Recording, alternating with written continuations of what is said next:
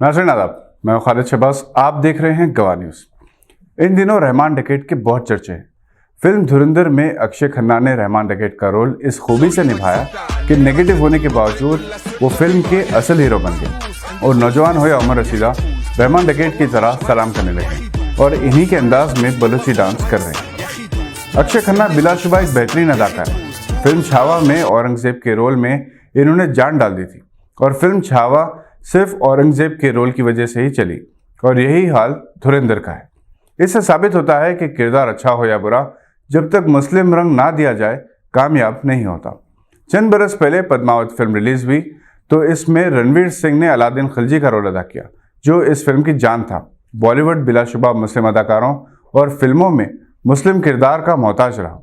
यूसुफ खान यानी दिलीप कुमार, फिरोज खान, संजय खान से लेकर आमिर खान, सलमान खान और शाहरुख खान तक गुज़िश्ता 80 बरस के दौरान खान्स ने बॉलीवुड पर राज किया।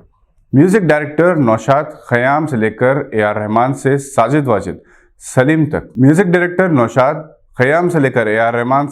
वाजिद सलीम तक गीतकारों में शकील बदायूनी, हसरत जयपुरी, साहिल लुधियानवी, मजरू सुल्तानपुरी से जावेद अख्तर तक, स्टोरी और डायलॉग लिखने वालों में कमाल अमरोही, सलीम जावेद बॉलीवुड की कामयाबी के जामिन रहे।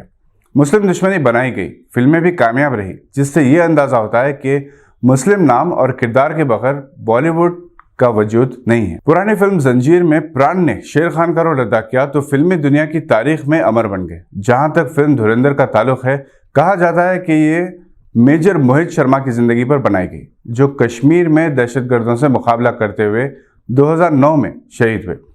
इन्हें मरने के बाद अशोक चक्र के अवार्ड से नवाजा गया। रणवीर सिंह ने मेजर का रोल अदा किया है, अगरचे कि वो फिल्म में हीरो है, मगर विलन रहमान डकैत इन पर भारी है। कराची गैंग वॉर पर जो फिल्म है और रहमान डकैत इस कदर जालिम इंसान है कि इसने अपनी मां का कत्ल किया, इसका गला काटा और इसके सर को फुटबॉल बनाकर खेला। फिल्म की तारीफ भी हो रही है और इससे ज्यादा तनकीद भी। बीजेपी हुकूमत का प्रोपेगेंडा किया जा रहा है।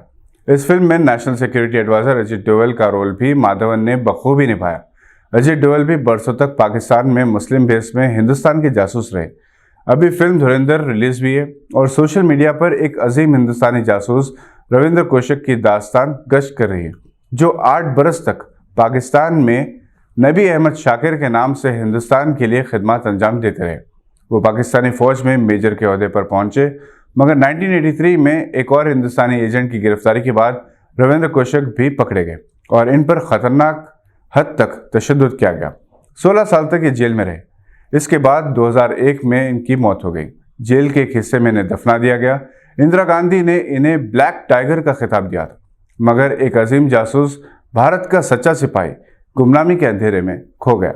ये थी आज की एक अहम खबर पर नजर। हम फिर हाजिर होंगे मजीद खबरें लेकर। देखते रहिए गवाह।